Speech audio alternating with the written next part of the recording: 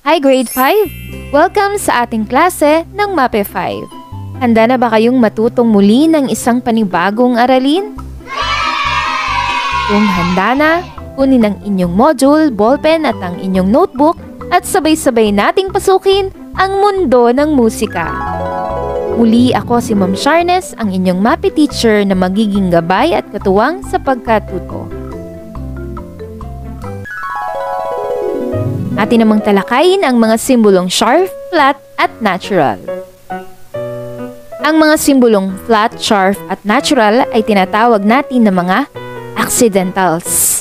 Ang mga accidentals ay mga simbolo o sign sa music na ginagamit upang maitaas o maibaba ng kalahating tono ang isang nota.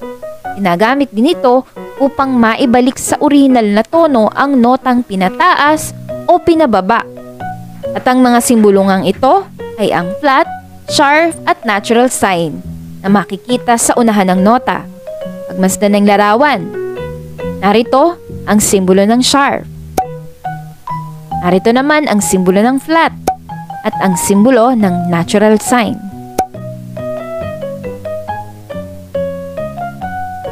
Ang sharp ay nagtataas ng tono ng kalahating hakbang. Samantalang ang flat naman ay nagbababa ng tono ng kalahating hakbang. At ang natural sign ay ang nagpapawalang bisa sa sharp at flat at binabalik ang dating tono ng isang nota o note.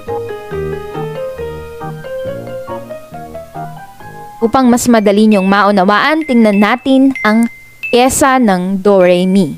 May nakikita ba kayong accidentals? Anong accidentals ang nakikita mo? Ay, merong sharp at mayroon ding flat. Tandaan, hindi nagbabago ang posisyon ng note sa musical staff kung ito ay lalagyan ng accidentals.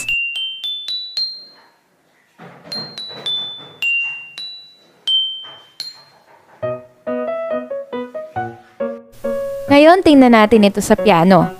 Ang C sharp ay nasa kaliwang bahagi ng C. Mas mataas ito ng kalahating tono sa C. Ito yon. Ito ang C sharp. Ang D flat naman ay makikita sa kanang bahagi ng D. Ito ang magiging D flat o itong black key. Ganon din sa mga sumusunod na mga pitch names. Tandaan, ang sharp kapag sa piano ay nasa kaliwang bahagi ng original note nito. Samantalang, ang flat naman ay nasa kanang bahagi at ang D flat ay ginagamit upang pababain ng kalahating tono. At ang natural sign ay ginagamit upang maibalik sa orihinal na tunog ang isang nota. Halimbawa, kung nailagay na ang natural sign na ito dito sa notang ito, ibig sabihin lahat ng mga notang ito na nandito sa linya na may sharp ay maibabalik na sa orihinal na tono nito.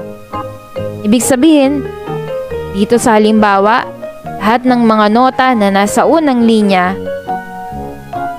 na nasa sharp ay ibabalik na sa natural o original na tono nito.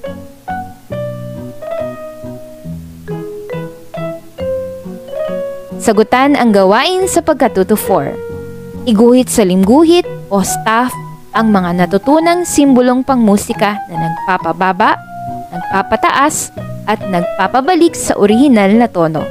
Gawin ito sa iyong notebook.